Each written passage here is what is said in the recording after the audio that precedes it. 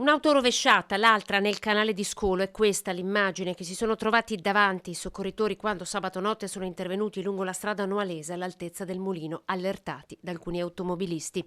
L'incidente è avvenuto nel territorio di Santa Maria di Sala. Dei 3 occupanti dell'auto, 2 sono gravemente feriti, uno è morto sul colpo.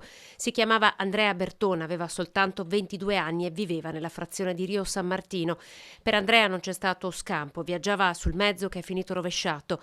Non è ancora chiara la dinamica dello scontro. Per i rilievi sono arrivati i carabinieri, oltre a vigili del fuoco e sanitari, che hanno portato i 2 feriti all'ospedale di Milano. I mezzi sono stati posti sotto sequestro dalla magistratura, che potrebbe decidere di disporre accertamenti utili a chiarire la dinamica in cui si è consumato l'incidente. La mia vita è finita alle 2:20 di stanotte, senza di te nulla sarà uguale. Sono le parole cariche di dolore che il papà Marzio Bertone, noto camionista di Scorzè, ha affidato ai social.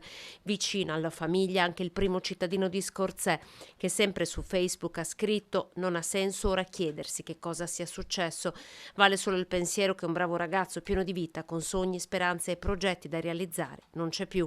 Ai suoi familiari, ma soprattutto a papà Marzio, alla mamma Emanuela, alla sorella Tania, un grosso abbraccio da parte di tutti noi.